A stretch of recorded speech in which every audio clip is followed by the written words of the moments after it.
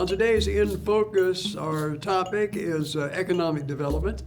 And part of that, of course, we want to discuss with Jim Kuntz, who's the Chief Executive Officer with the newly formed Chelan-Douglas Regional Port Authority. Thanks for joining us on the program. You're welcome, Steve. Well, let's talk about the port. As we mentioned, recently created as a functional consolidation between the Chelan and Douglas County Port Districts. How are things going so far? It's fairly young. It is. We started January 1st as kind of the new organization, but I think we're off to a great start. We have 26 employees, and the board is constituted by 3 members of the Port of Chelan board and 3 members of the Port of Douglas board. And so there's 6 board of directors, and I think it's a good streamlined economic development agency now with real focus of enhancing the economic vitality of all the communities we serve in the 2-county region. We're able to save about $500,000 in just overhead costs with consolidating 2 port districts, and yes, we have a few less staff, but I think we're more efficient, more focused, and I think it's going to bode well for the future of having this regional effort. As we said during the consolidation, we have a river that seems to separate 2 counties, and but we're not separated economically. We're really entwined as one economic region, and the port district should behave similar. Looking at the new consolidation, I know that we have 2 distinct counties, and are the 2 former port districts able to maintain some identity, at least in terms of the projects that they deal with individually? Yeah, I think there is some individuality to each of the port districts are going to be retained. Each port brought in their own real estate portfolio. The Regional Port Authority is managing it on their behalf, but as we have development projects on either side of the county, then the port commissions, if they're going to do an investment, let's say in the Port of Douglas, then we'll figure out whether the Port of Douglas wants to make that investment or whether the Port of Chelan should contribute some money towards that. So on individual real estate transactions, I think that there's some individuality into how we go forward. Although, at a broader perspective, I mean, one of the values of consolidation is in Chelan County, 85% of the landmass in Chelan County is owned by either the feds or the state. Mm-hmm.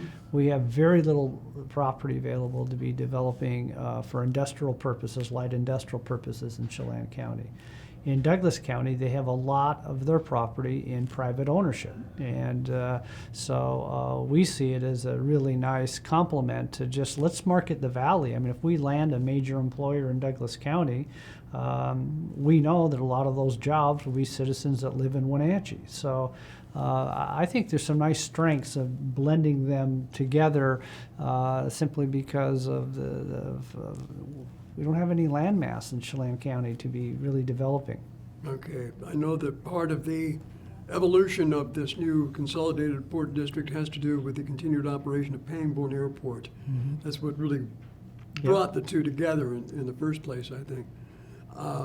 Let's get a little state of the airport right now at Pangbourne and how things are coming along there. Yeah, so yes, part of the consolidation talk between the 2 ports was the Pangbourne and how to fund Pangbourne long term. It operates in a deficit yearly of about $500,000 a year just in operations and maintenance. That's prior to any capital expenditures. So we're getting to understand the airport a little more closely. We're all aligned now with staff, and again, it will need some efficiencies as well, which I think we can do at the airport. For most of your listeners, it's all about commercial air service, so I can give you a little update on that. We closed 2019 with a very strong year, about 127,000 boardings total. That's people getting on and off the Alaska airline flights. That is a record for us. We had an particularly strong December. It's best on record for December of people getting on airplanes. So passenger boarding is strong, remains strong. The last 3 years has been very, very good. We continue to look at expanding air service into the valley. First of all, with Alaska Airlines, they normally have a 3-flight schedule. The last year or two, during our busy times, they would flex for a 4-flight schedule. What we're finding is that they think our market is performing well, and so this 4-flight flex schedule continues to get elongated. So instead of just a couple weeks here, a week here, we're seeing more and more of the 4-flight schedule being implemented. I think that bodes well for the greater Wenatchee Valley. Even with more service, we still have passenger boarding levels of about 74%. Okay, I was wondering about that Very, capacity. yeah, that's very strong. So let's talk now for a minute about new flights. So just for your listeners, just to give everybody a heads up, we a couple of years ago got a federal grant of $750,000 thanks to Senator Cantwell on a new commercial air service initiative. The business community wrote a check for about $400,000. So those two combined is what we call our economic incentive opportunity. We're out trying to find an airline that will provide direct service to the Bay Area. San Francisco. That is where our business community says they want to go, and they wrote checks to support that. So we are out now talking with different airlines of how do we make that work, what would be a schedule. But one of the big obstacles we have right now, Steve, is the 737s being grounded. And what's happened is even though we don't have 737s landing at Pangbourne, with all those airplanes grounded, the regional jets are now out in markets that used to be served by 737s. I see. So our problem is there's not a regional jet to be had. So even if we had an airline call and say we want to go Wenatchee to the Bay Area direct, there's not a regional jet to be had. So what we need to do is we need to root for Boeing and the FAA to get those airplanes recertified and get them out flying. Last time I had heard that it sounds a lot more positive that might occur. That's what I'm hearing Later as this well. summer, possibly. Yeah, it is. That's what I hear too. Later this summer, it appears now Boeing and the FAA for the first time are saying the same thing. So they must be aligned. We've got to get the 737s back out.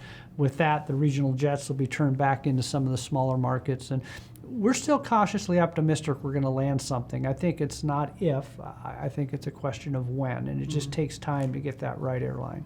I know that a part of that process, of course, is working again with those businesses that have pledged and written checks. Yep. Patience, I guess, is paramount right now for those businesses. It is, and there's a lot of. Is there a timeline for when you have to? Well, I think we have a 5-year window. Okay. And so we still got like 3 more years. A lot of communities have gotten similar funding like we have, and it takes 2, 3, 4 years to land that airline. And one of the reasons why it takes a while is that airlines, even though that incentive is pretty substantial and the revenue guarantee, they want to fly markets that are sustainable. They don't want to fly a market for a year and a half and say, yeah, we need to pull out. So I just feel that we've got to align with the right airline.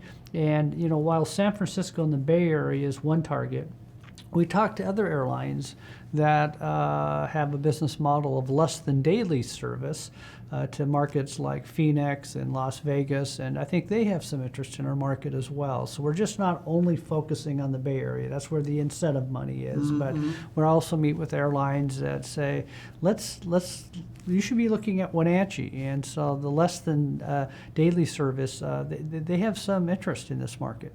What is needed at the airport in terms of infrastructure to accommodate let's say, a second carrier up there? Aren't there some terminal improvements that need to be made? Yeah, for the most part, we're pretty good shape. We are, as we speak, expanding the hold area, the security area where passengers wait to board airplanes. And so that's underway. It should be done in the next 30 to 60 days. That will give us enough capacity to be able to have a regional jet and an Alaska Airlines on the ground at the same time in the security hold room. So we're doing that. We're building out a second airline counter in the terminal building right now to be ready for those opportunities. So I give the Port Commission a lot of credit there. They're just not sitting and waiting. They're building out the space so that it's easy to plug and play once we find this additional airline to come in and serve the market. Okay, but will there be any I know that initially you were going to go to the legislature, I think, to see if you could get some kind of taxing authority to make some other improvements or what's expected in the future of what might be expected or needed. Yeah, so this is just getting back into the operations of the airport, less flight related. So there is a community task force made up of county commissioners, mayors of our largest city that talked about the port needing to do regional consolidation. And basically it was a two-step approach. Port districts, why don't you consolidate?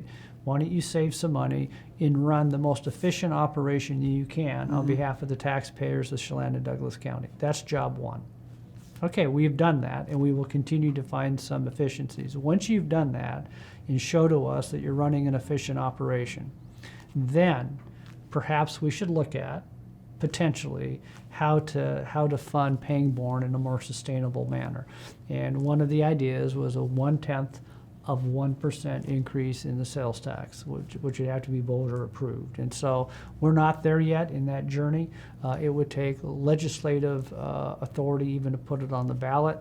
We don't even have legislative authority even to put it on the ballot. We decided not to do it in the short session, and so we'll see whether that plays out in the next 2 or 3 years.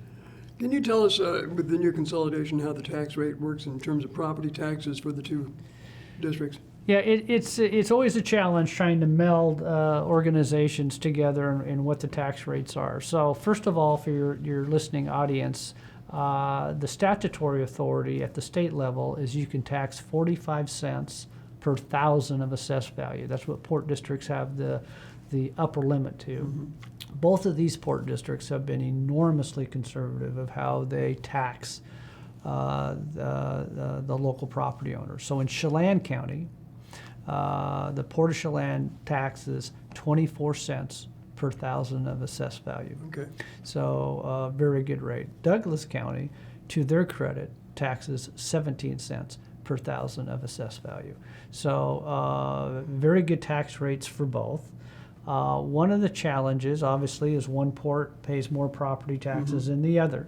But at the end of the day, when you blend our rates, put that money in a pot, right, and go out and do economic development, if we're successful, and let's say we land 50 new jobs, let's say at the Pangbourne Business Park or somewhere, let's say in Douglas County, isn't that good for the region? Isn't it good that people from Wenatchee can drive over and get a job that pays a family wage job? That's economic development, right? Right. So did one county pay a little bit more from 24 cents to 17 cents? Yeah, it did. But are you creating jobs? Are you creating value?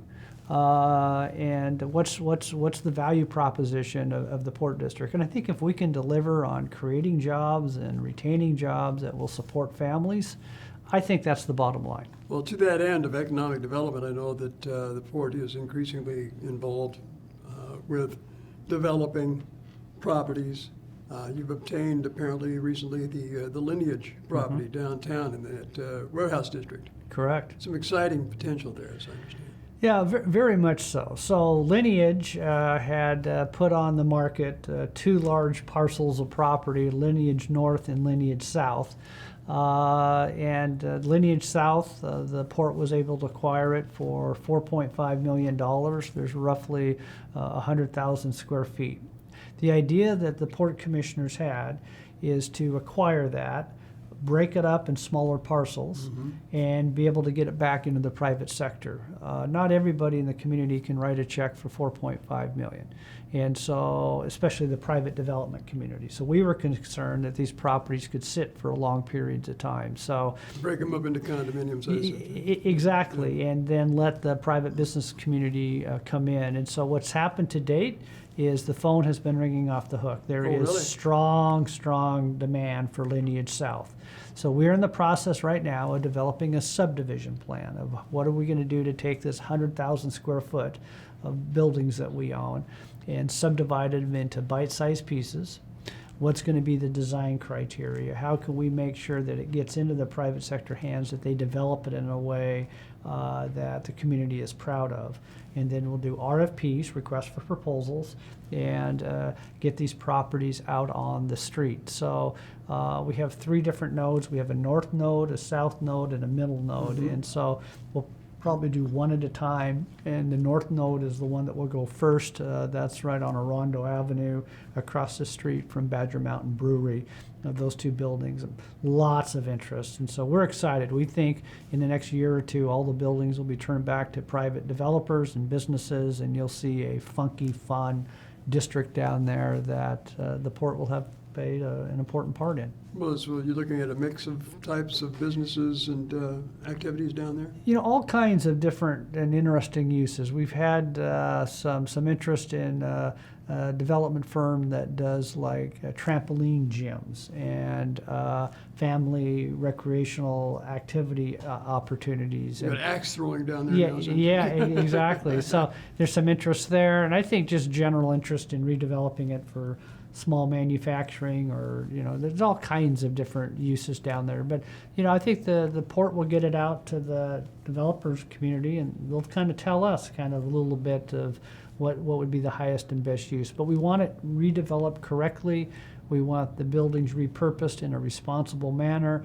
We want citizens to drive through the areas that we have purchased, turn back to the private sector and said, wow, someone really thought this through. This is really a fun, neat district. Well, as I mentioned with Allison Williams when she was on the show, in her capacity as the former Wenatchee City Executive Services Manager, we were talking about that specific thing about the Riverside area, the riverfront, and how it's developed over the past several years. And you have to be proud of what you're seeing down there in terms of tourism and other business growth. Yeah, it's really fantastic. The Port of Chelan County was one of the first investors in Pybus, and so for your listeners, that it was the Port of Chelan County that bought Pybus originally.